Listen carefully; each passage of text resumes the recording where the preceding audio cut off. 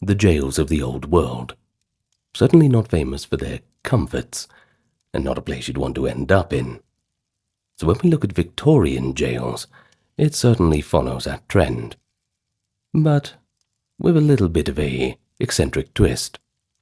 Victorian jails had their own eccentricities and unique little stories.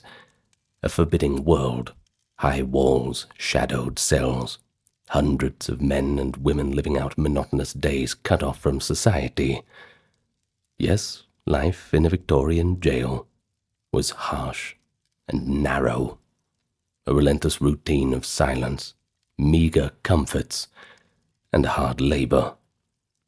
And death was never far away, whether that came in the form of dreaded diseases that swept through the cramped wards, or the ultimate punishment waiting at the gallows. Perhaps many preferred to take the early checkout line. So today, we're going to have a look at the gritty reality of a Victorian jail, and talk about how prisoners survived, or in many cases failed to survive, the cruel conditions of 19th century English prisons. More of a journey into the daily rituals of incarceration and the extreme penalties of the era. But by the end, perhaps a little bit of a light at the end of the tunnel, depending on which way you view it. In any case, allow me to welcome you first. Hello to any newcomers, it's good to have you here. Welcome to the big old party. And hello to anyone coming back. Great to have you with me again. Now, once again, I'll just remind you that we are supported by our patrons and YouTube members, which keeps everything ad-free because, well, we hate ads. And if you want to break free from the prison of ads, if we can keep in a theme for the video, well, this is the right place to do it. So thank you very much for your support. Like, comment, and subscribe. Do all that stuff, and let's begin. Of course, we must begin in earlier centuries. And if you've watched my video on the medieval prison situation in England, well, you'll know the prisons were not really intended as long-term punishments, but more like holding pens for the undesirables awaiting the executioners, or perhaps a good whipping, maybe even transportation overseas in later times. Well, by the early Victorian era, this had changed. Transportation to Australia was winding down. The colonies were complaining about being a dumping ground for Britain's criminals. Yeah, it's generally not a very good thing, not the best export. And the public was also losing faith in the old brutal spectacles of the gallows. So what's the solution? Well, the one that did gain favor was to make the prison itself the punishment. Thus, the 1830s and 40s saw a boom in prison building across England. Many new prisons were erected as models of order and discipline, and older medieval jails were rebuilt or perhaps extended. Whereas once prisoners of all ages, and both sexes of course, mingled freely in dirty, overcrowded dungeons run by unsalaried jailers, the Victorians ushered in a far more regimented system. Or at least everything looked good on paper. Usually goes that way. Wardens would now be state employees. Prisons would be regularly inspected. And the inmates, well, they would be strictly classified and separated, not just on gender terms, but also in terms of their crimes.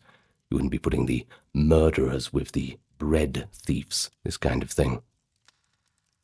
So, in the following decades, the old practice of transporting convicts overseas was phased out, and that ended entirely in 1868, which meant that these new prisons bore the full burden of punishing serious offenders through long-term servitude at home.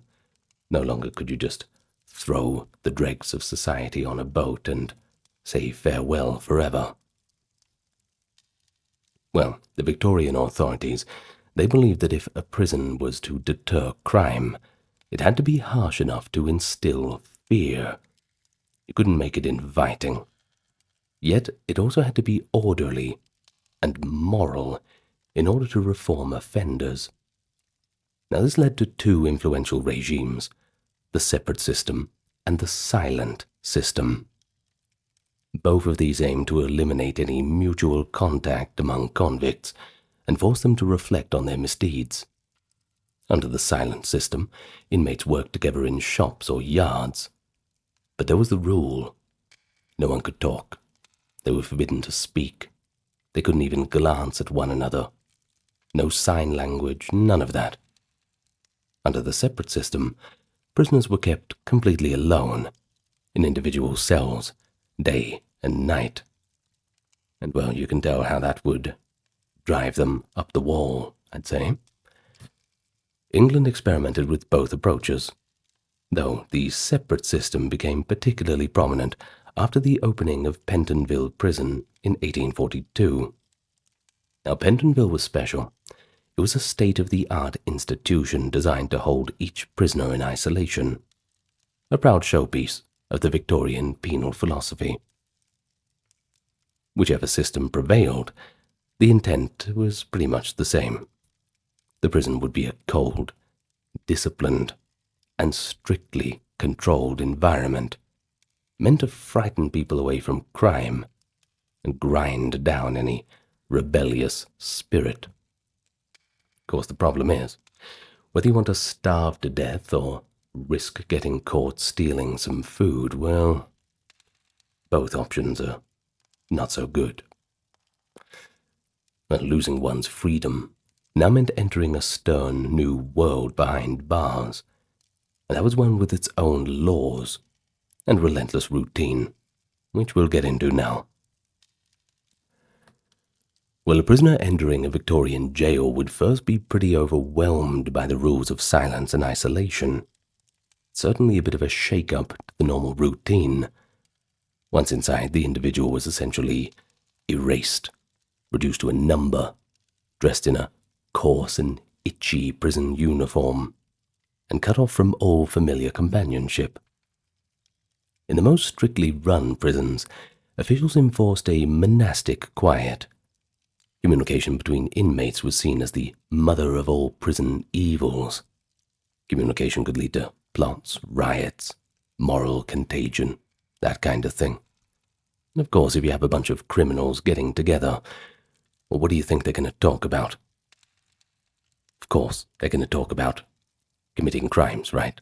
I mean, what else is there to talk about in that kind of environment, especially when they're offered no hope of anything else? Well, in any case, this communication was to be stamped out relentlessly. Prisoners marched in lockstep everywhere they went, eyes facing the floor.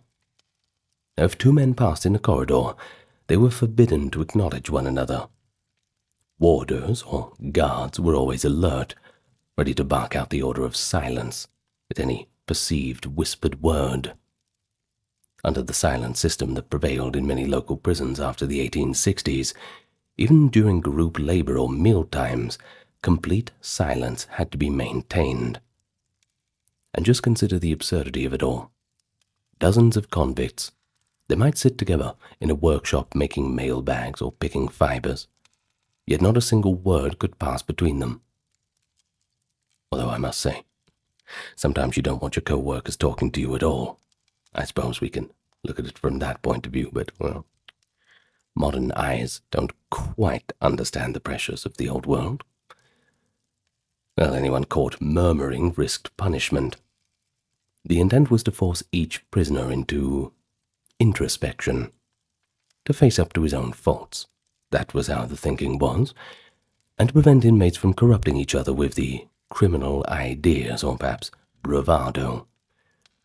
In practice, you could say it created an atmosphere of stillness and isolation, broken only by the sounds of labor, or perhaps the distant cries of those who could not bear the solitude and the silence.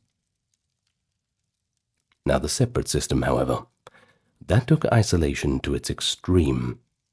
At Pentonville and other convict prisons modelled on it, such as Millbank, Portland, or Dartmoor, during certain periods, convicts were confined alone in their cells for up to 23 hours a day.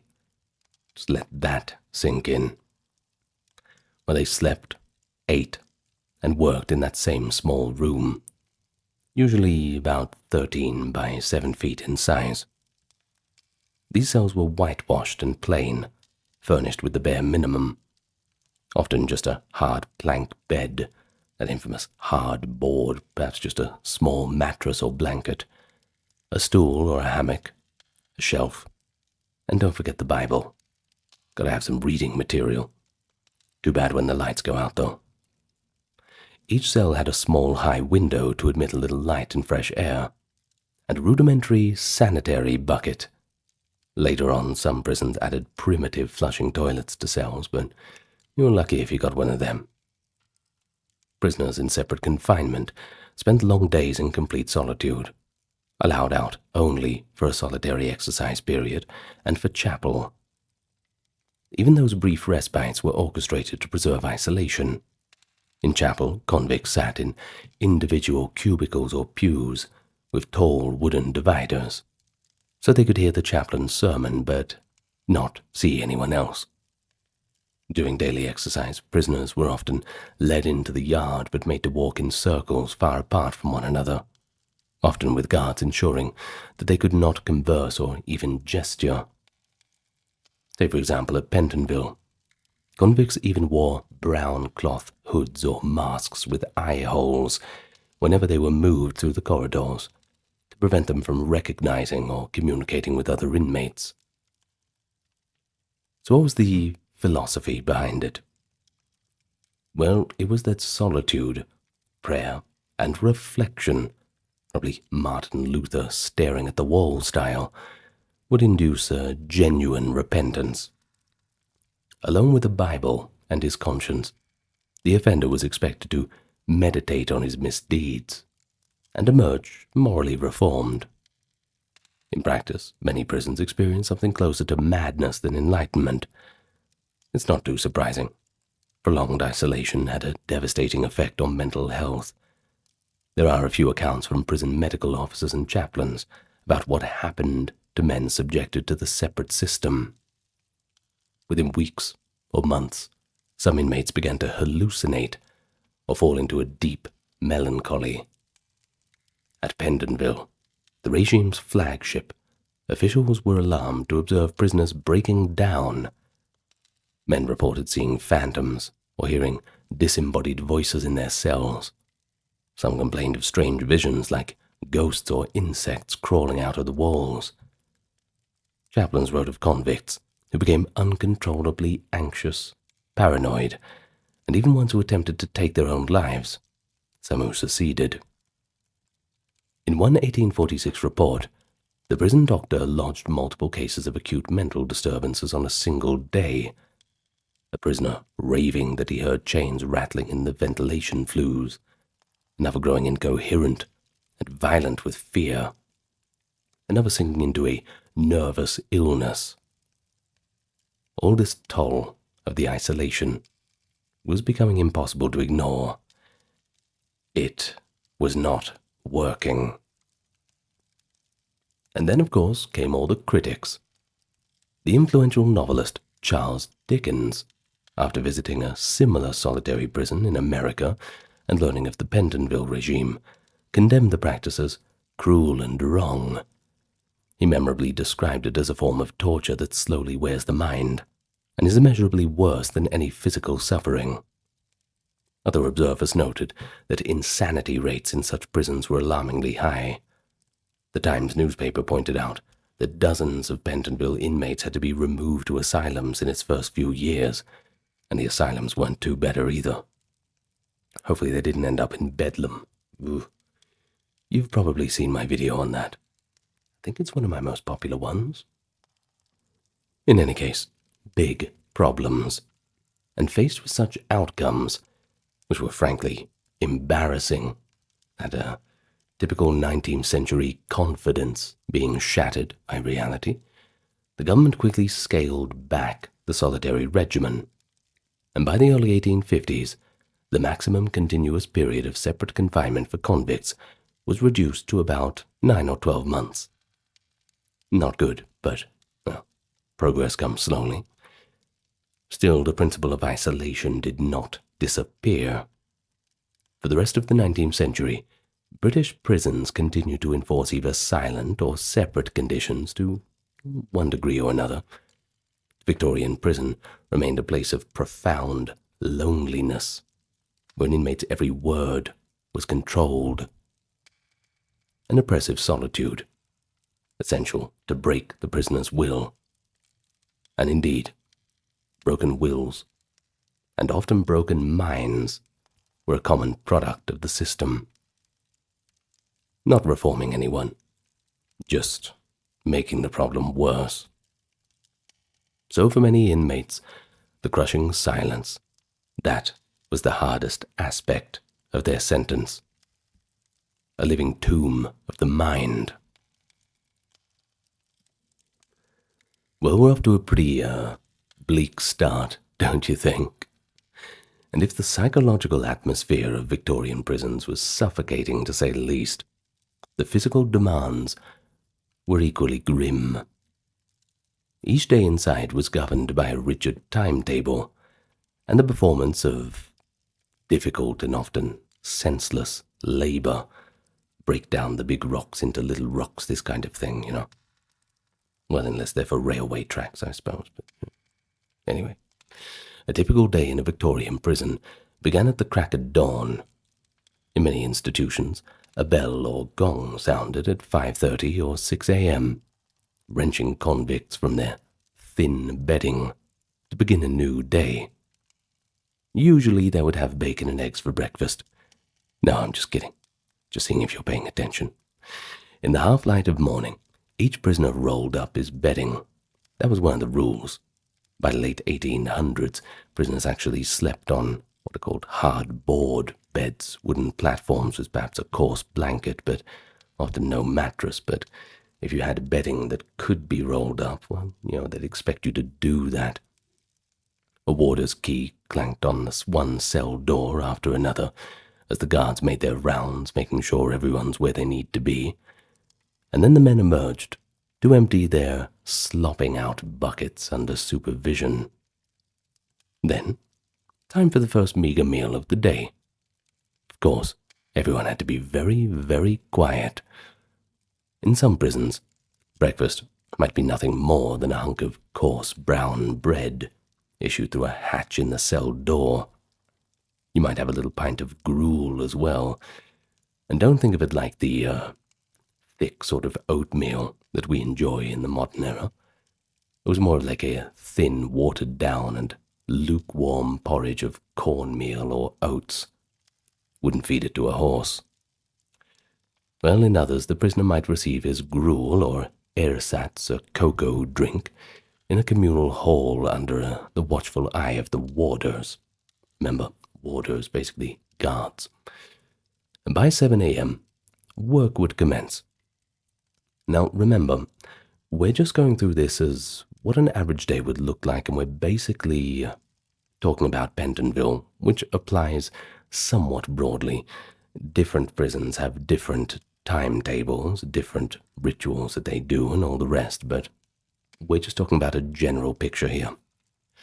So, work would commence around 7 a.m., and Victorian penal theory held that, quote, idleness was the devil's workshop.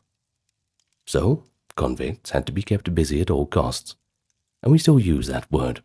The devil that saying, rather, the devil makes work for idle hands. I suppose there's a truth to it. Being bored is the worst thing you can be. Well, thus began hours of unremitting labor, intended to punish the body and occupy the mind. No time to develop any bad habits, that's for sure. One infamous form of prison work was the treadmill, or tread wheel, essentially a giant revolving cylinder with wooden steps around its circumference. Little things we put pet mouse to play with, all that sort of thing. This device had been introduced in prisons in the early 19th century and became a symbol of Victorian penal labor. Up to several dozen prisoners at a time would mount the treadmill side by side, each gripping a bar for balance, and then they would literally climb the rotating steps continuously. As the wheel turned under their feet, they had to keep stepping at a steady pace to avoid slipping off, simulating an endless ascent of stairs. In some prisons, like Brixton or Cold Bath Fields in London, Cold Bath, that's a hell of a name for a town, isn't it? The energy of the treadmill was harnessed to grind grain or pump water. But in many cases, by mid-century, the treadmill was just a punishment work. A resistance brake or weighted mechanism was attached so that the prisoners sweated for hours turning it with their body weight. All in all, accomplishing nothing. Typically, a prisoner on the treadmill would toil for about 15 minutes at a stretch, and then be allowed to rest for about 5 minutes, before being thrown back onto the wheel again. Over the course of a full day's grind, if we want to call it, which could be up to 6 hours a day, a convict might climb the equivalent of several thousand vertical feet. The physical strain, of course, you can imagine, is quite tremendous. I can only last about, not very long on the stair machine at the gym. I skipped leg day quite a lot. Maybe I should have been in the Victorian prison. A crime in itself to skip leg day. Now, prison authorities had to screen out the very sick or frail from the treadmill to avoid outright fatalities. Yet accidents and collapses were not uncommon. A false step could lead to a ghastly fall as the huge wheel's mechanism dragged the unlucky prisoner downward, sometimes mangling limbs. And yes, there were cases of broken bones and prisoners fainting from sheer exhaustion. It's telling, too, that the treadmill was so despised and feared that it was one of the first practices abolished when reforms allowed, finally banned in 1902. I suppose it's better late than never. Such was the emphasis on hard labor that the Prisons Act of 1865 required every male prisoner sentenced to hard labor to spend at least 3 months on first-class labor, which they called it. Generally, that would be the tread wheel or the crank at the start of his term. Now, speaking of the crank, that's another notorious implement of labor. It was basically a small iron box with a handle on the outside that a prisoner had to turn around and around thousands of times. Inside the box, a paddle churned against sand or gravel, creating heavy resistance. Again, serving no real purpose, except to weary the prisoner. Probably killed your forearms as well. Well, the device had to even had a dial to count the prisoner's revolutions. Warders could tighten an adjusting screw on the crank to make it harder to turn. And indeed, the slang term for a prison guard, screw, is said to come from this practice. Convicts sentenced to crank labor were typically required to complete a set number of turns per day, often on an order of 10,000 rotations, in order to earn their meager daily rations. Now, to meet this quota, a man might have to crank it out for several hours straight. Arms and back aching with only short breaks. The labor was deliberately mind-numbing and degrading. It was all intended to break down the prisoner's will through sheer pain and tedium. But not all prison labor was so theatrical in its cruelty. Some tasks were a bit simpler, but that doesn't make them less dreary. Male convicts often performed oakum picking, and basically they would sit in their cells or in workshops, picking apart old tarred ropes from Navy ships into loose fibers. Now, this material, oakum, would later be used for shipbuilding and construction. But for the prisoner, it meant endless hours of painstaking, dirty work that left fingers bloody and tar-stained. Each prisoner might have a daily quota, such as unraveling a set weight of rope fiber per day. But another common punishment was the shot drill. Prisoners in a group would have to repeatedly lift and carry heavy cannonballs from one side of the yard to another, and then back again.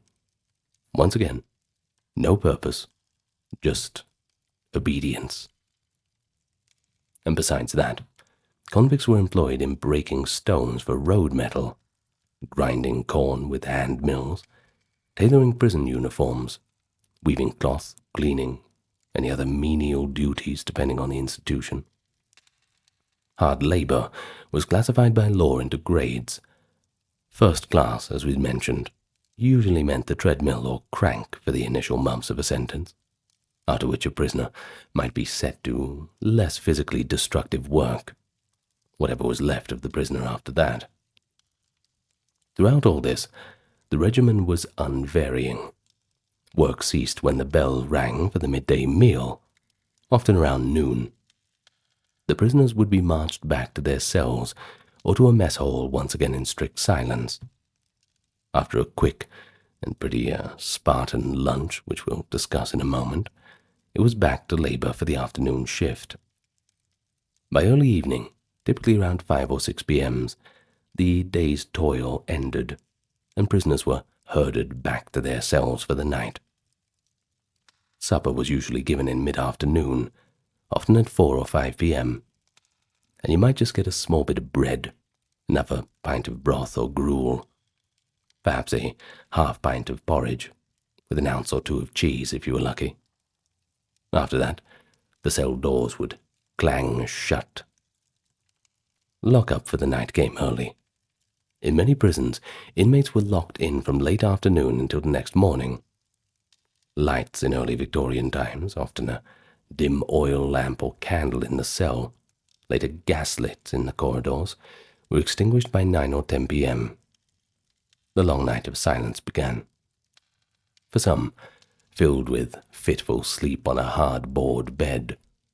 For others, a torment of regret and fear. Always worse for the newcomers, I would assume. And so, discipline, that was strict throughout all of these activities. Prisoners had to toil with a stoic demeanor and follow countless lists of petty and ridiculous rules.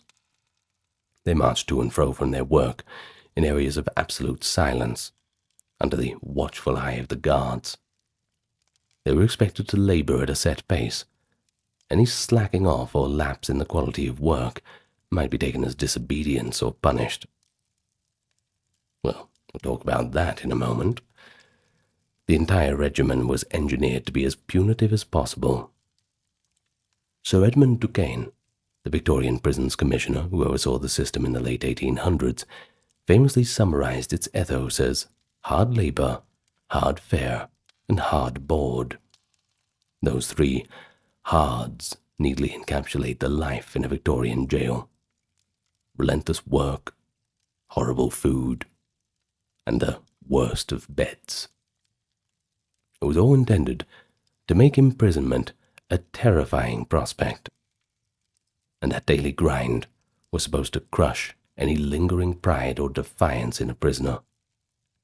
Worn down by endless drudgery and monotony, convicts would supposedly emerge repentant, or at the very least, utterly determined to never want to go to prison again. Well, the authorities took great care that convicts' diets were sufficiently plain and monotonous, truly British food. Well, British food's great, just give it a chance. Well, the typical prison fare revolved around a few cheap, filling staples: bread, gruel, and the good old potato.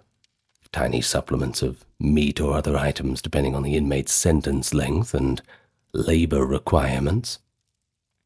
For prisoners serving short sentences, a few days, a couple of weeks, the regime could be especially harsh. In many local jails, it was explicit policy that those in jail for brief stints should be fed on the bare minimum to ensure that no one would find a short stay in prison preferable to life outside. And you got to remember that life outside and living on the street and all the rest was, well, it wasn't pleasant. Thus, a minor offender serving under a week might get bread and water only, perhaps 10 to 12 ounces of bread in 24 hours, nothing else, or bread and a half pint of gruel per day. Jailers openly admitted that they fed short-term prisoners worse than the poorest pauper, precisely so that the paupers would not commit petty crimes just to enjoy a respite, get off the streets for a night. Perhaps better than staying in a doss house, if you know what one of those are. Video on them soon, But for those on longer sentences, or those sentenced to hard labor, the diet scaled up slightly. Not out of kindness, don't get me wrong, more so out of necessity. You see, a starving man cannot push a treadmill for months on end, so the prison had to supply just enough calories to keep the convicts working. Typically, male convicts on long terms received about 8 ounces of bread with each meal, along with other components that varied by the day. Breakfast might be a chunk of bread with a pint of gruel or stir-about. Stir-about's basically a hated, sticky porridge made from an oatmeal and Indian cornmeal. Prison slang for serving time, by the way, was doing stir, likely a nod to the dish. Well, as for dinner, that was actually served at midday. For a hard labor convict, it usually included something slightly more substantial. Maybe a ladle of pea soup or broth, occasionally with a small piece of boiled meat in it. Or alternatively, a portion of boiled potatoes. In many prisons during mid-century, the official menu schedule, provided meat only a few times a week, and you wouldn't get much of it on those nights. For example, one Victorian prison dietary might stipulate, on 4 days a week, dinner is 6 ounces of boiled beef with a pound of potatoes. On the other 3 days, no meat at all, just bread, a bit of cheese or suet pudding. But in general, meat was a rarity. Many prisoners, especially women and juveniles, went months with no meat in their diet. Female prisoners and children generally received no meat under the assumption that their work was lighter and they just didn't need it. A male convict doing years of servitude might be lucky to get 2 or 3 ounces of meat, usually in a watery stew a couple times a week, whereas a short-term inmate, well, he'd basically not get anything. Supper, which was given in the early evening, as early as 4 p.m. in some prisons, usually echoed breakfast. Another serving of gruel or cocoa, a warm drink made with a pinch of cocoa boiled in water or skim milk if you were lucky, accompanied by a few ounces of bread. Potatoes or other vegetables appeared in the diet, mainly for those on longer terms. For example, convicts on enhanced diets would get a pound of potatoes with dinner, whereas minor offenders weren't so lucky. A typical daily menu for a hard labor male prisoner in the 1860s might be breakfast, there's 8 ounces of bread and a pint of gruel, dinner, 5 ounces of salted beef with 1 pound of potatoes, 3 days a week at least, and on the other days bread and 2 ounces of cheese and soup. For supper you might get 8 ounces of bread and a pint of gruel or cocoa. For short-term prisoners, well, the fare would just be bread and gruel at all 3 meals. Now this meagre fare kept prisoners just alive and working, but it certainly kept them hungry. The rations were calibrated carefully to be just sufficient for sustenance. Many inmates went to bed with stomachs growling and complained incessantly of the blandness of the food, to which I assume the guards said, well, stop committing crimes and you won't have to eat it. The bread was typically wholemeal too, that's brown bread. Pretty dense, coarse, sometimes adulterated with peas or other fillers. Maybe a sprinkling of sawdust for flavor, who knows. Soup or broth was often so thin that one could see the bottom of the bowl. And the gruel, and was notorious for its unpleasantness. It wasn't meant to be enjoyed, it was just meant to be consumed. As a punishment for misbehavior, authorities sometimes made the diet even more austere. For instance, withdrawing an inmate's occasional tea or tobacco allowance, and giving extra gruel instead, a penalty which was nicknamed smashing the teapot by convicts. Nutritional science was in its infancy, and prison diets occasionally caused deficiency diseases like scurvy or induced digestive troubles if mismanaged.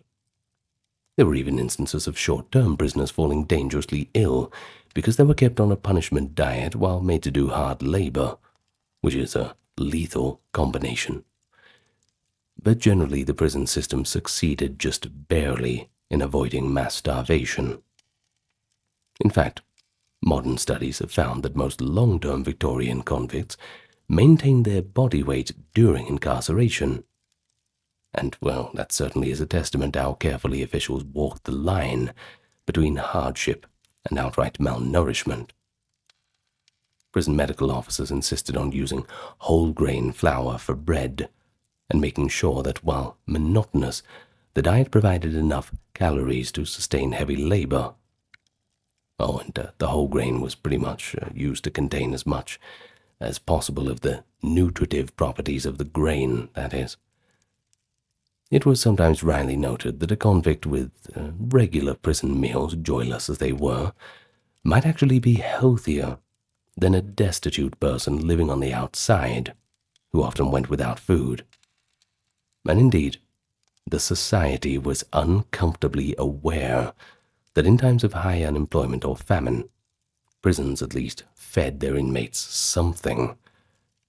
And it was that realization that periodically led authorities not to improve the situation on the outside, but to make the prison just more miserable by comparison. They cut the rations further, determined that convicts should never appear to have a better lot than honest paupers.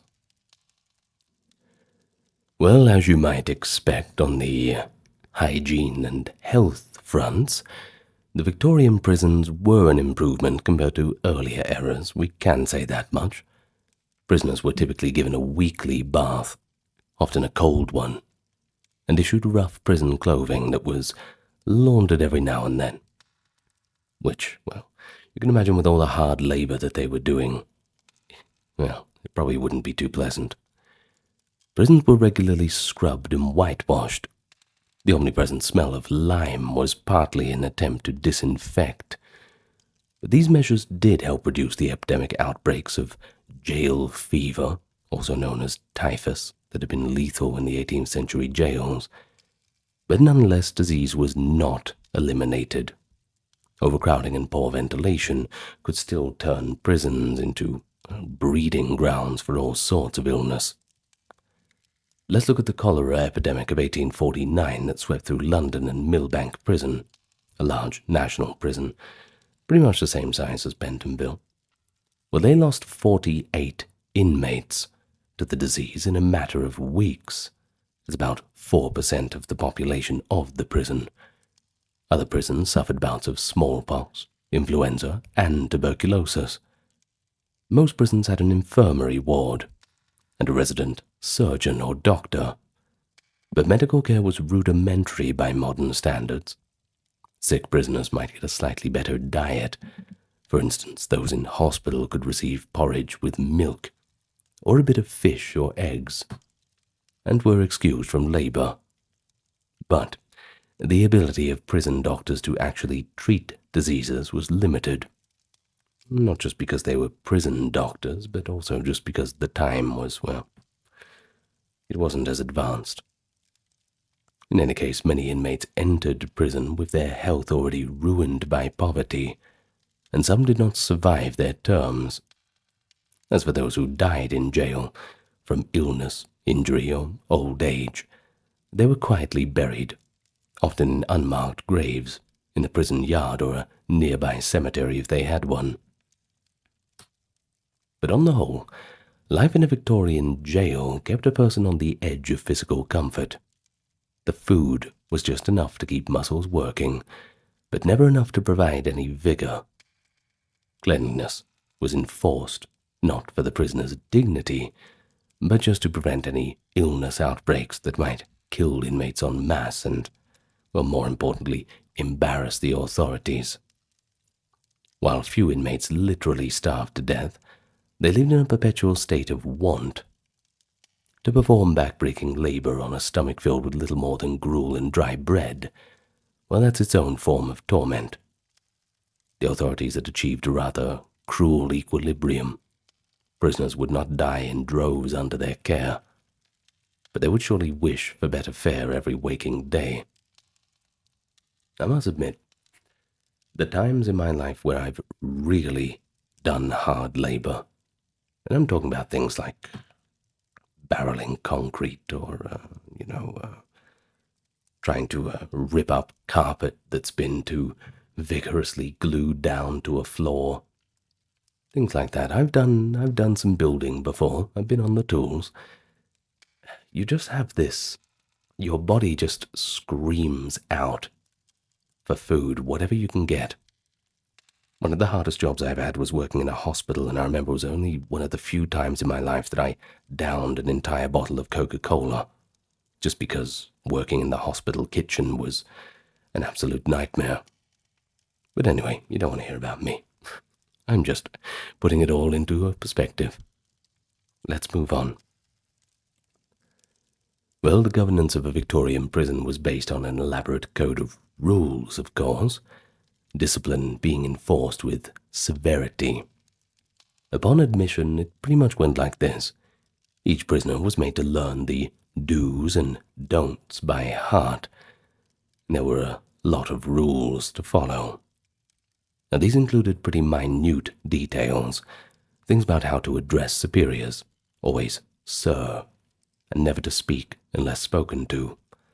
It might also be how to stand or march, posture rules, how to keep one's cell, or even how to sit down or lie during the day. Prisoners were identified not by name but by number.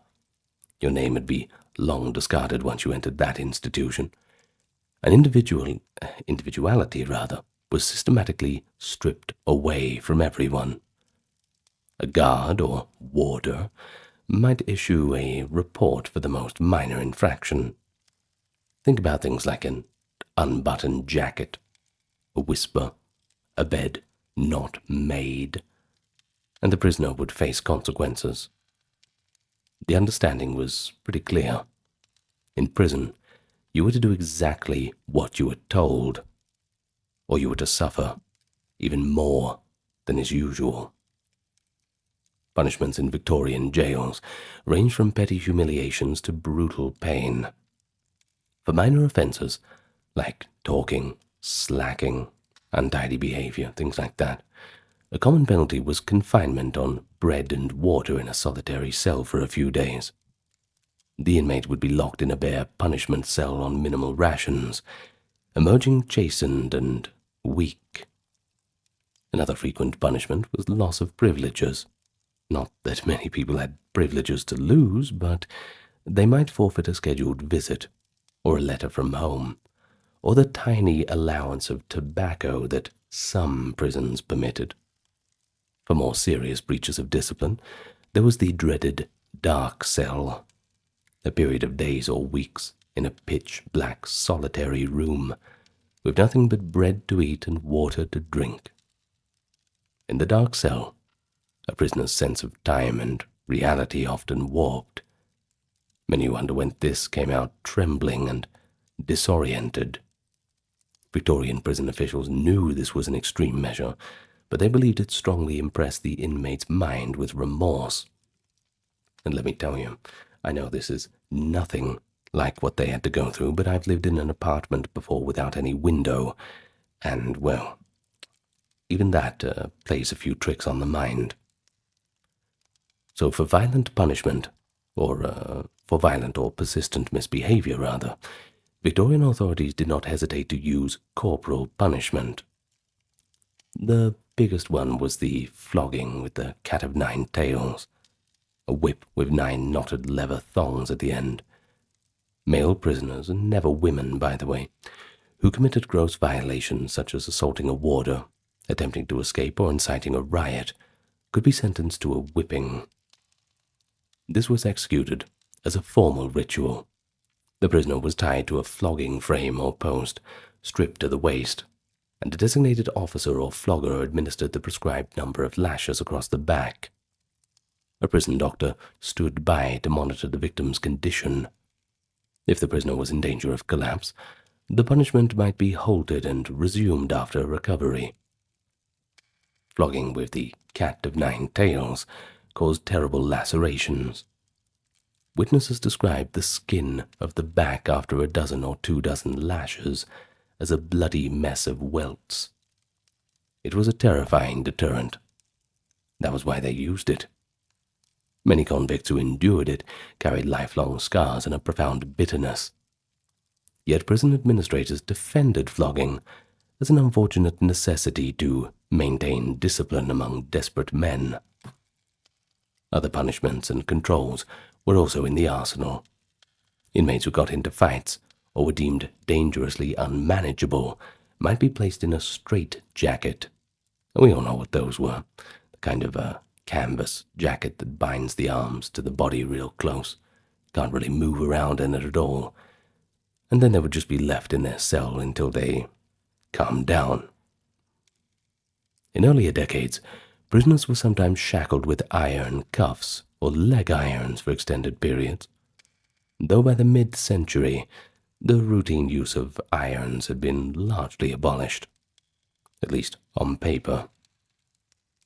A few prisons had punishment devices, like the iron cage or the figure of 8 cuffs to restrain particularly violent individuals.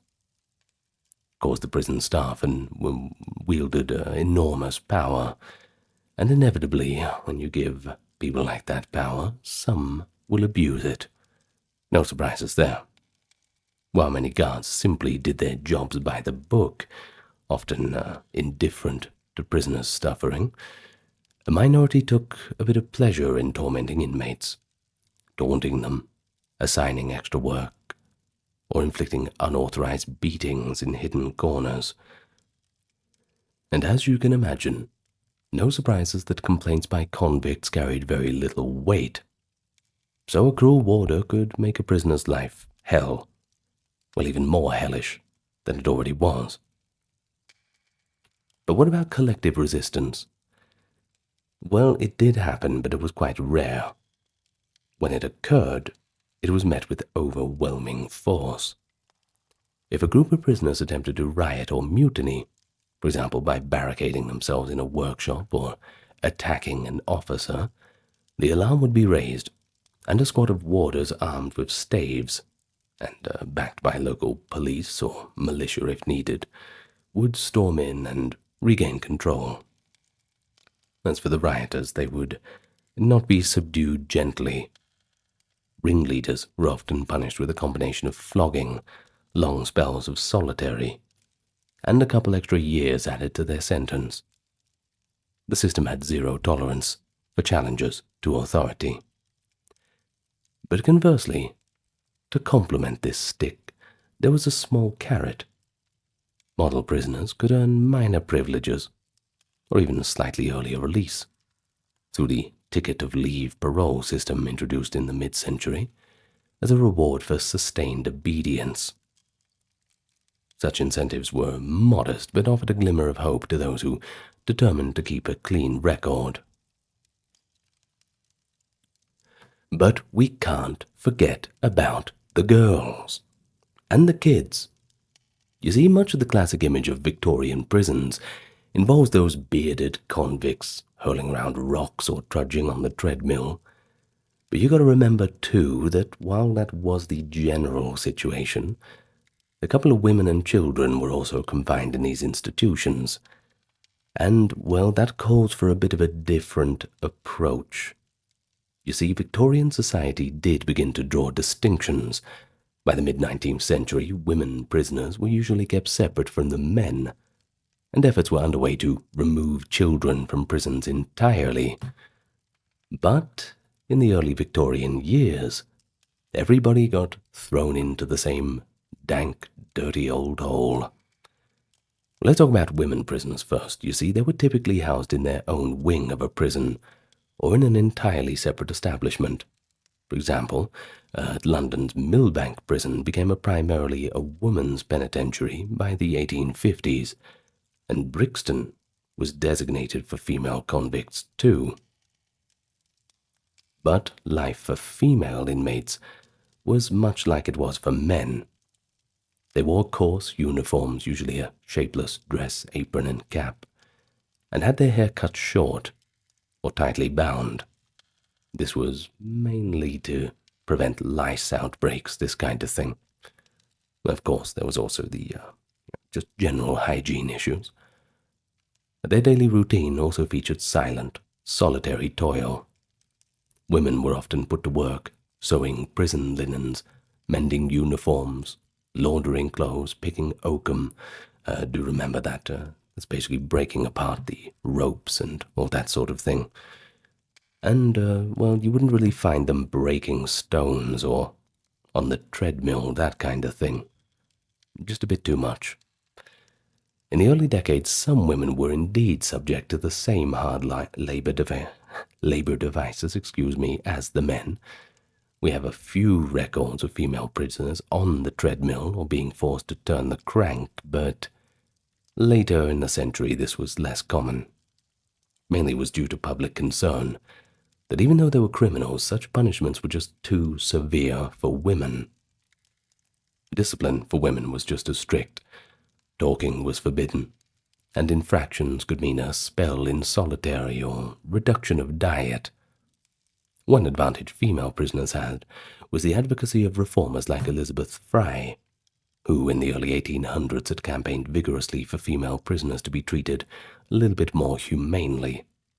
Would have been nice if she campaigned for the men too, but you get what you're given, I suppose.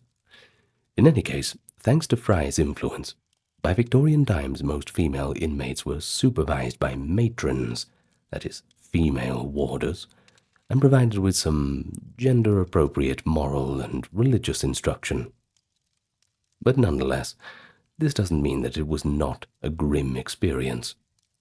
Many incarcerated women were there for minor crimes, ones born of poverty, things like petty theft, vagrancy, drunkenness, prostitution-related offenses, and they found the regimented, humiliating environment extremely hard to deal with. Those convicted of serious crimes, even murder, faced the same ultimate punishment as men. In fact, a few women were hanged during Victoria's reign, though executions of women were rare enough to cause a public sensation when they occurred. Perhaps the saddest aspect of women's imprisonment was the presence of children within the prison walls. If a woman was pregnant or nursing at the time of her imprisonment, she was usually allowed to keep her infant with her for a certain period. It was not uncommon to find infants in prison nurseries, or even in the cells with their mothers.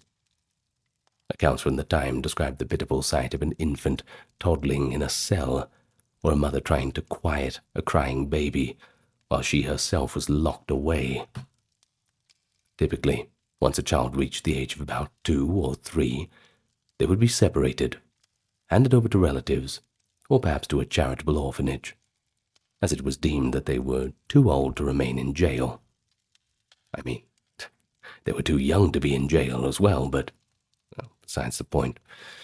I suppose, regardless of the circumstances, separating a mother from her child is going to be difficult.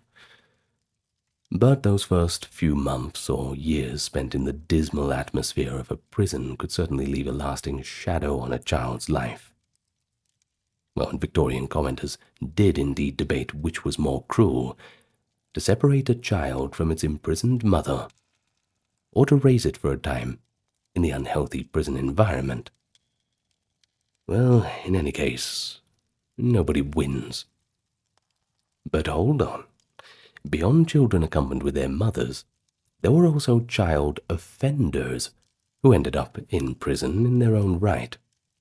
Early Victorian law did not provide a separate juvenile justice system. A child of 8 or 10 caught stealing could be thrown into a prison cell just like an adult. In local lockups, young boys and girls were first mixed in with older prisoners until reformers protested the practice. But gradually, separate quarters or even separate prisons for juveniles were established. Over time, enlightened opinion pushed for change. Philanthropists like Mary Carpenter established reformatories and industrial schools from the 1850s onward, aimed to remove youth from the worst of the prison environments.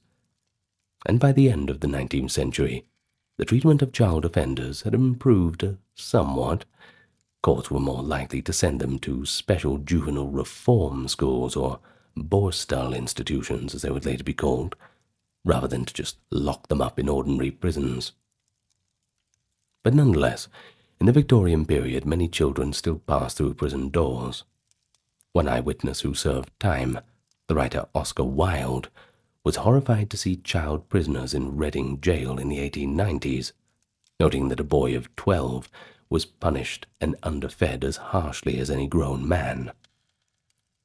Accounts like that, along with the public outcry, eventually led to laws in the early 1900s forbidding the imprisonment of very young children with adults. But I suppose the most dramatic confrontation with death in a Victorian jail came when a prisoner reached their execution. You see, throughout the 19th century, capital punishment by hanging was carried out for most serious crimes. A condemned man, or woman in rare cases, was usually held in a special condemned cell during the interval between the sentencing and execution, and they were of course under constant watch. The prison chaplain visited frequently to offer spiritual counsel and ask for a bit of repentance. In the condemned cell, the prisoner might be allowed certain small mercies, a better diet, visits from family or friends, maybe even their own choice of clergymen. But nevertheless, the impending reality of death was pretty heavy, I suppose. Many condemned prisoners spent their final days in prayer. Perhaps regret. They'd write their farewell letters, or perhaps they'd just sit in a stunned silence. In early Victorian times, executions were still public events, a continuation of a grand old tradition meant to deter the populace from crime. On the morning of a hanging, huge crowds would gather outside the prison gates. Prisons like Newgate in London had a permanent gallows scaffold on the gatehouse, and on execution day it would be draped in black, making it even more ominous, I suppose.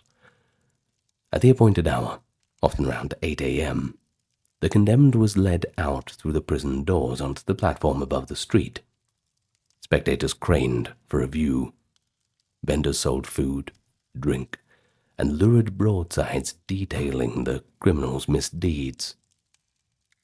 These public hangings were often pretty chaotic and raucous affairs, more like the circus coming to town than solemn warnings. Charles Dickens described it in one of his works, a public execution that he witnessed, showing the horror at the drunkenness and glee of the crowd, and declaring that such spectacles only brutalized those who watched. Partly as a result of growing criticism from writers, reformers, and even a few officials in Parliament, the practice of public execution was ended in 1868. And after that, all the hangings in Britain took place behind the prison walls, witnessed only by a handful of invited officials, journalists, and clergy.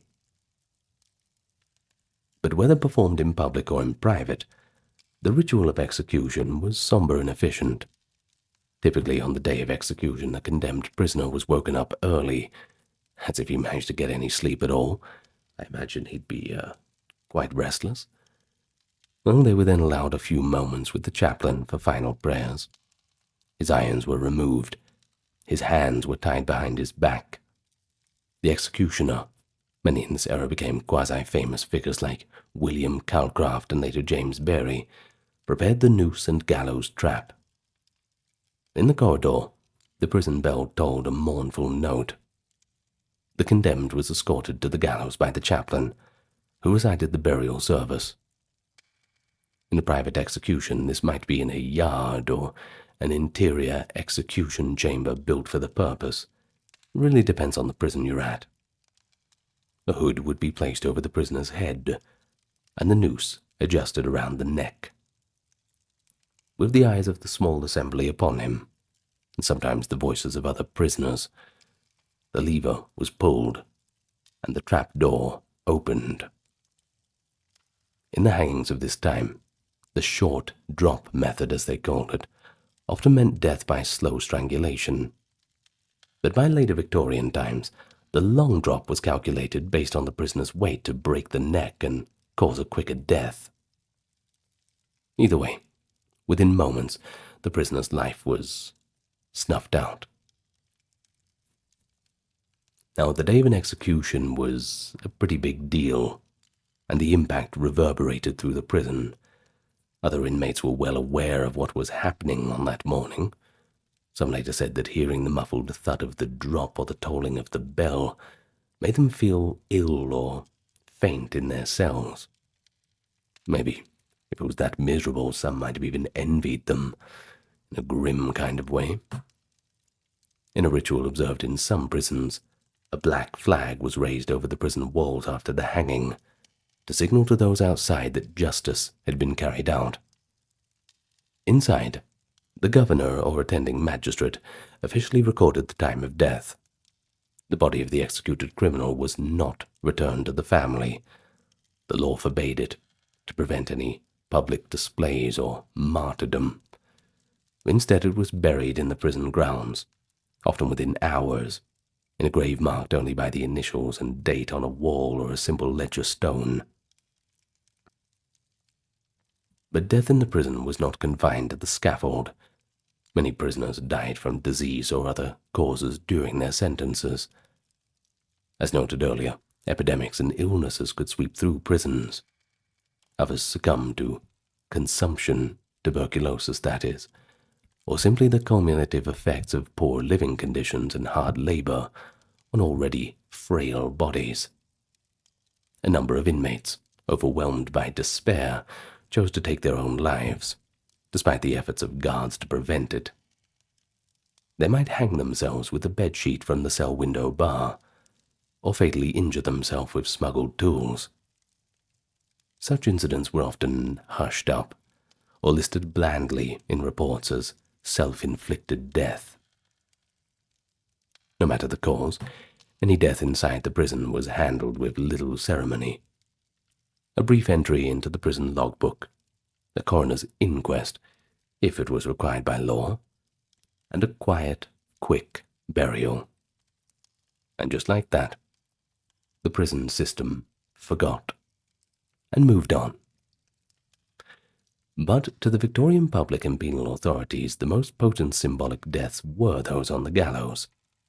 Executions were intended as the ultimate demonstration of the state's power over life and death, a direct extension of the prison regime's control. Within the prison, the gallows cast a long shadow.